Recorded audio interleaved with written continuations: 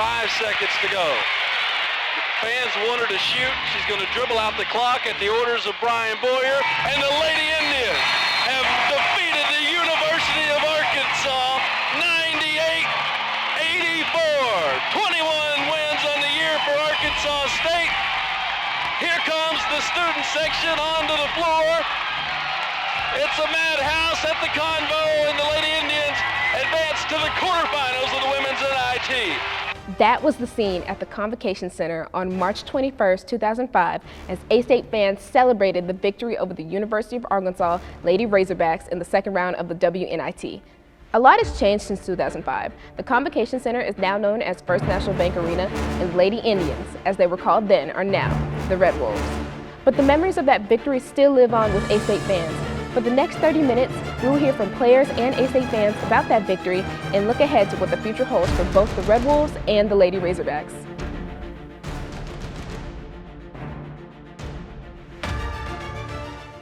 Going into the 2004-2005 season, the A-State coaches, players, and fans had high hopes. Despite a tough schedule with several nationally ranked teams, the Lady Indians were confident going into the regular season. Double bonus time for Adrian Davey. So the 2004-2005 season, we had a great team. It was my sophomore year at Arkansas State, and I really feel like I had just, stepped into the role that I was recruited to play. I was very passionate about the game, and we had a great season. Carter could make it 6-2 Lady Indians. And we started off with a bang, though. We played, our first game of the year was with Minnesota. At the end of that year, they had the #1 draft pick in the WNBA, and that was Janelle McCarville. So that's what we started off the season with. We played them as a number 14. We went on to then play a couple more ranked teams. We upset TCU at home. They were ranked 22nd at that time. Played a number 14 Texas Tech. And so it was a really tough schedule, but we didn't expect anything less. We were held at high expectations, and that's what Coach Boyer scheduled for us. And, we were up for the task, and we ended the season, I think, 21-11, and 11-3 in conference is what we ended up. So we had some good runs through there. I believe we were 13-0 at home, which was just a testament to the fans and just our whole community that supported Arkansas State women's basketball. But despite being perfect at home and notching some great wins against nationally ranked opponents, A-State stumbled in the conference postseason tournament.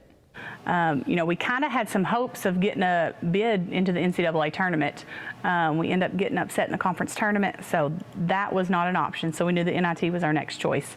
And then when that call came in, we didn't see the bracket right off the bat, so we didn't know what was coming. And then we get Mississippi State. So first you think SEC school, and then we start looking a little further down the line and see that the next possibility of a game could be with Arkansas. And then things just kind of erupted from that point. When the brackets came out, you thought, oh, there's a possibility ASU and the University of Arkansas will play for the first time. But it really looked like a long shot because our first draw was Mississippi State, and then Arkansas was playing UNLV, I believe it was. But so that game, you didn't know how it was going to come out. I'm sure externally there was a lot of fans looking at that. Internally, it really, when you look back on it, it put Coach Boyer and that staff in about as tough a spot as you could be in, because all anybody wanted to look at was a potential second-round matchup when they had a really, really good team and the leading scorer in the entire country coming in here in the first round. That was the biggest trap game in the world, was to have Mississippi State coming in here. They were ranked, I think, 23rd at the time.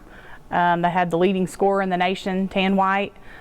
She ended up being the #2 draft pick in the WNBA draft that year, and we shut her down and pretty much dominated them. We ended up winning, I think, 17-18, but never really trailed. Quite honestly, that Mississippi State team was better than Arkansas, and you had to beat them just to even set the stage to possibly play Arkansas. So it was, I feel bad for the coaching staff trying to keep the players tuned into what you got to do to even have that conversation, because outside of here, all people wanted to look at was what might happen next. So after we won and beat Mississippi State Thursday night, we had to wait a day to see who our opponent was going to be. And of course, you know, we were all hoping it was going to be Arkansas, but what prior to that would have felt unnatural, we all did a lot of pulling for Arkansas Friday night. Especially for us girls that were from Arkansas. I think half of our team was from here. And we were really rooting for Arkansas to win because we wanted that opportunity. And of course we wanted that opportunity at home, but we didn't know where it would be at that time. But it just didn't happen back then. You know, we didn't get to play in any sport. And so we were cheering for them all the way. Because last thing you want to do is have it that close. All they got to do is handle their part of the business, win, and we're set. Last thing we'll do is them get beat by UNLV, because who cares if UNLV comes here Monday night? There would have been 1,500 people here. So yeah, pull for Arkansas to handle their business. And Arkansas did take care of business by soundly defeating UNLV 61-48 in Fayetteville. With that victory, the stage was set for Arkansas State University and the University of Arkansas to meet in a second round matchup in the women's NIT. And, you know, it just hit all of a sudden. You know, we had students calling, fans calling, you know, talking about how big of a game this was going to be no matter where it was. So it started immediately. I mean, as soon as their win was done. And that was just so exciting to know one way or another we were going to play Arkansas, either at home or in Fayetteville. I remember a statewide radio show talking about the possibility on Friday. And one of the hosts on that show understandably said, well, if Arkansas wins tonight, certainly that game Monday will be in Fayetteville. There's no doubt. I don't blame him for thinking that, because you wouldn't imagine that they would allow themselves to be outbid for that. A lot of that conversation was, if we get to play them, we'll never get to play at home. It'll be over there. And, you know, it's just, there's no way that they'll allow their team to come to Jonesboro and play. They will make sure with WNIT, whatever it takes to get it there. So on Friday is when the bidding takes place for the next round. And, you know, famously, Dr. Lee, the story goes, and he's confirmed it, he had 3 bids ready to go, because they'll even let you go back and forth. I mean, the WNIT is running the business. They're trying to make money. So they will let you bid back and forth. And he had 3 different bids ready to go. And when it came time, he just went with the biggest one. Well, I can remember being 4 o'clock or so Friday, word comes here, you know, Dr. Lee gets a call that says, you're home Monday night no matter what. No matter who wins in Fayetteville tonight, you're home Monday night at 7. So they were kind of stuck, not only playing us, but playing us on our home turf. So it was kind of like a little kudo for the school there. Very exciting. So it was a great surprise that we did get to play here. We did get to call that statewide radio show right after we got the phone and say, hey, by the way, just so you know, WNIT just called and said the game's in Jonesboro. So that was kind of fun to deliver that news. The matchup that many fans had hoped for between Arkansas State and the University of Arkansas was finally about to happen. After the announcement that the 2 schools would play in Jonesboro, phones at the Astate ticket office began ringing off the hook as fans hoped to secure tickets to the game. Where he submitted that bid, he being Dr. Lee submitted that bid based on selling 5,000 tickets to break even. They sold 5,000 tickets Saturday. Opened the ticket office again on Sunday, which was pretty unprecedented for a block of time Sunday afternoon. I remember calling a baseball game and looking out the press box window and seeing people lined up again on Sunday waiting to buy them. The game was a sellout, and thousands of A-State fans who wanted the matchup between Arkansas State and Arkansas lined up outside the arena eagerly waiting for the doors to open. The excitement surrounding the game took some of the A-State players by surprise. So, you know, we usually get there a couple hours before game time to get ready, to go out, warm up and shoot, and then we go back in the locker room. And I can remember being on the court around 5 o'clock, probably 4:30 or 5, to get some extra shots in. And I remember them opening the doors to the Convocation Center and the crowd and the students running in to get to the front row. And the roar of the students because they were fighting for seats. Everybody else, had bought their ticket and they knew where they were sitting, but the student section was just pretty much fair game. So just the roar of the students running in, I mean, there was nothing I'd ever seen anything like it. I was a sophomore, and obviously with this being spring, so I was in my second half of my sophomore year. And once we all heard that the Hogs were coming to Jonesboro, not so much that they were playing, I mean, that was pretty cool in and of itself, but when they were coming to Jonesboro, shut it down. Everyone was talking about it. I mean, there was just a lot of excitement. I couldn't even work that day. I'd take the day off of work. It's just a lot of fun to be a part of it. Okay. And get there ahead of time and get in as soon as you could. And, the cheering already starting, and the band playing, and the students piling in. I can remember sitting in the stands just looking around, watching the place fill up and thinking, man, this is awesome. And just to feel the anticipation heading into that game was just, I mean, everybody was a little bit of a nervous wreck, and then also just excited that this game was finally happening. The anticipation, excitement, and raw nerves all contributed to an electric atmosphere as fans eagerly awaited the tip-off. A win meant one of the teams would advance to the next round of the WNIT, but more was at stake for both schools than just a postseason victory, and the matchup between the two schools was more than just a postseason game. In fact, for players, coaches, and Arkansas State and University of Arkansas fans, there were a lot of things about this game that seemed out of the ordinary. So we're standing in this hallway back here doing the pregame interview, plugging right along, and here walks by 2 Arkansas cheerleaders and the Arkansas mascot. And we just almost froze and just kind of like, you knew it's who we were playing, but it was that moment when those cheerleaders and that mascot walked by, for both of us, it's when it hit us like, what are those guys doing here? The Razorback cheerleaders had a routine that they have done for years where they would do a pyramid, and at the top of the pyramid, they would pull out not a Razorback flag, but a flag of the state of Arkansas. And it was a very popular cheer that they did, and I'd seen them do it in Fayetteville, and so sure enough, they did it during one of the timeouts, popped out the Arkansas flag, and even the ASU fans gave that a pretty good applause because it was the Arkansas flag. But sometime later in the game, as you recall, ASU led the whole way. And at some time in the second half, when they built the lead into double figures, Arkansas had called timeout. And so Taylor Goodwin, who was one of the ASU cheerleaders, he was an undergraduate, a nice young man, but he was kind of prepared for this. I think he had seen the routine somewhere before. So he had an Arkansas flag on a pole so he could carry it through the crowd. So he ran around the court waving the Arkansas flag, and there were a couple of Razorback fans sitting behind me who said, "They stole our flag, that's our flag, they can't use it."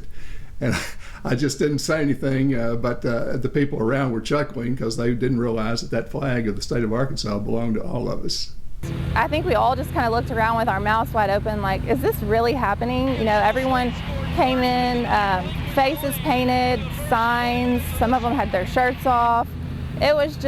It was wild to see how excited everybody else was, and that just made us even more ready to play the game. Soaking this up, and we're going to be off and going with everybody on their feet. Ball is in the air, tip, knocked into the hands of Arkansas as Peoples will bring it into the front court, moving right to left. Following the opening tip-off, both teams came out tight. Arkansas's first 3 possessions resulted in turnovers. Arkansas State's first basket was waved off by officials following an offensive foul. But when A-State scored, they never looked back. And while the Lady Razorbacks got close to taking the lead at times, they could never overcome the intensity of Lady Indians' defense. Some observers noted that Arkansas was not prepared for an environment where the majority of Arkansans attending the game were rooting against the Lady Razorbacks. A lot of the people associated with their program didn't know that they could be anywhere inside the borders of this state and not be loved. And I think that goes all the way up to the top of their women's administration at the time. Legend is, they were told, don't worry about it, you'll be shocked at how many fans you've got once you get in there. They were shocked, just not the way they thought they were going to be. I can't remember Arkansas having more than maybe 100 fans that I could identify in a group in one end zone. 99% of the fans there were A-State fans. The crowd was so into it. And once our girls and the crowd figured out, you know, not only can we play, we look like we're the better team. And it's just like the momentum started rolling, the crowd got louder. Anytime the Razorback fans would try to get a cheer going, they would immediately get drowned out by our fans. It was just, the atmosphere, if you were a Razorback fan, was oppressive. I could tell they were discouraged, and they were kind of looking at the crowd like, what is going on? You know, because they had actually not ever played in front of a crowd that loud, even though they weren't rooting for them. I had played with a couple of those girls during summer ball and stuff through high school, and you know, it was a shock to them as well. We weren't nervous. I would say we were nervous actually, but we weren't intimidated by any means by them. And I think you see that when you watch the game back. We came out with an intensity and pressure, defensive pressure, that really kind of threw them off. And, you know, we forced, I think, 14 turnovers in the first half, which really kind of rattled them, I think. And it certainly is mostly the buy-in of the A-State fan base, who took it as an opportunity, whether they had been an A-State fan for 40 minutes or 40 years. That's how much frustration they brought in here to let out. I think just saw, I don't know if we're getting this chance again.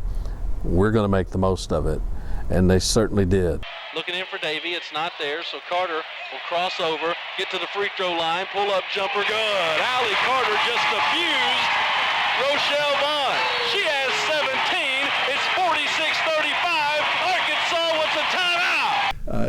It never really got so close toward the end that you were nail biter or worried about, are we absolutely going to make this free throw, or are we going to have to get a stop here and get the ball back? You know, those things that you always have in a really tight ball game. But our ladies team took control and just kept it all the way through, and so that made it a little more fun to watch, a little less pressure.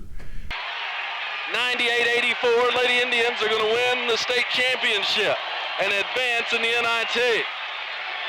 And as the clock ticked down and we realized like this was our game, we were going to win, we were all just smiling from ear to ear. The fans were excited, and Coach Boyer took the starting five out with seconds left. And when I came out of the game with, I think, 20 or 30 seconds left, we all just hugged, and we were so in shock that we had done it. It was like everyone just went crazy. People had been with their keys out singing, and it was just like, wow, that's really happened.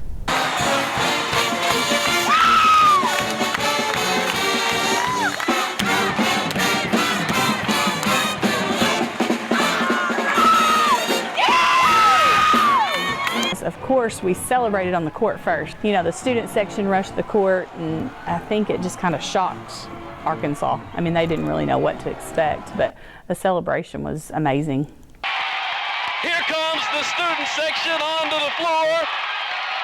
It's a madhouse at the Convo, and the Lady Indians advance to the quarterfinals of the women. Folks are hopping over the railings and things like that. I think I hopped over the railing. I mean, as soon as that buzzer went off, boom, we were out there, we were in it, and it was an insane atmosphere. We were sitting in the stands just marveling over the victory. We were enjoying watching the celebration on the floor, but nobody wanted to leave. I mean, I don't know about the ushers, but I'm sure that they didn't get to bed till very late that night. But the fans that were around us, nobody was in a hurry to leave. A lot of times at the end of a game, you'll see handfuls of people getting up and they're standing at the door watching the last few seconds. Everybody was glued to their seat to the very end. Even though there was no way the Razorbacks were coming back in the last few minutes, everybody was savoring the moment, enjoying the moment. And it's kind of like when you're eating a good steak and you get to that last bite, you want to chew it just a little bit longer so you can enjoy it a little bit longer. That's what everybody was doing. We were all chewing on it, enjoying that as long as we could.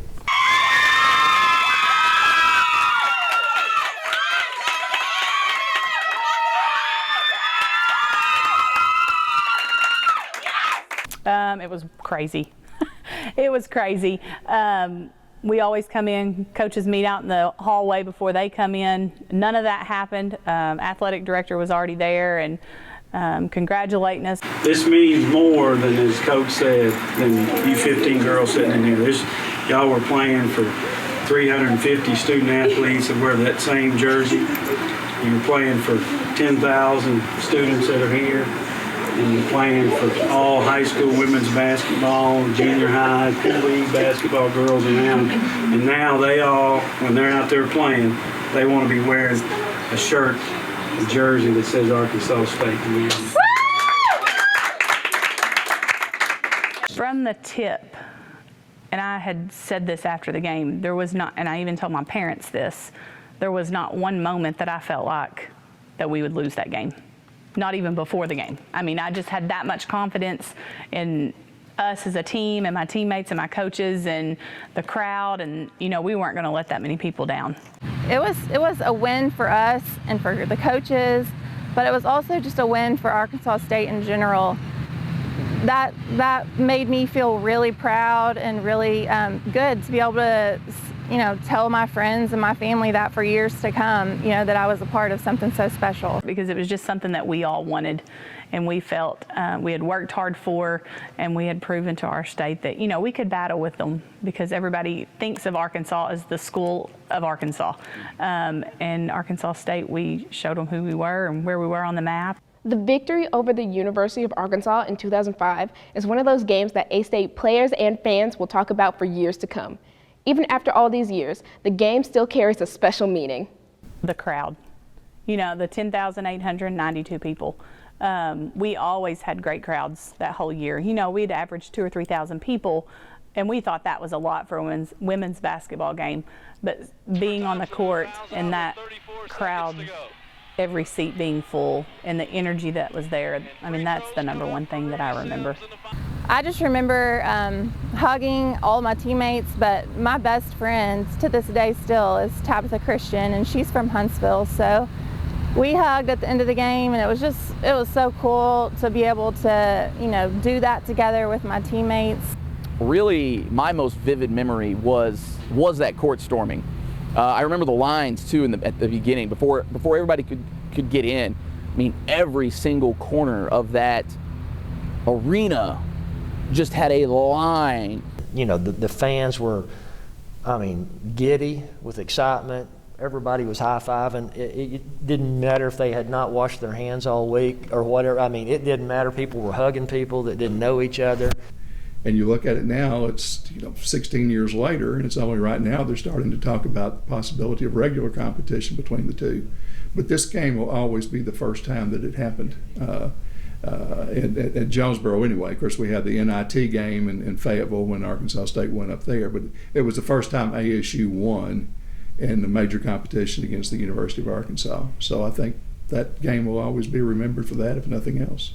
Hopefully that'll happen if we can continue to play them in sports, even if it's on a neutral territory, to build that rivalry. 16 years after Arkansas State defeated the University of Arkansas in the women's NIT game, the two programs will clash again. Make sure you get your tickets early. It's going to be sensational.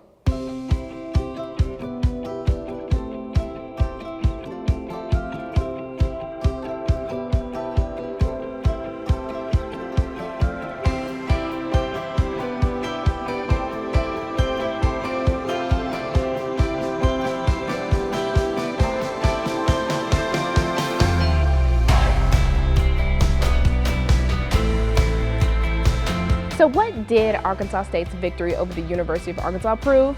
Well, at least on March 21st, 2005, Arkansas State was the better team, and the excitement generated by the sellout crowd confirmed that competition between both schools is great for fans. In addition to the bragging rights and memories of such an exciting game, the A-State victory over the University of Arkansas proved one more thing. Because the biggest thing to come out of this is that Tuesday, the next one, the sun came up. The sun came up the next day. Because the people went back to Fayetteville the next day and the sun came up and the world didn't come to an end because they played an ASU team and lost.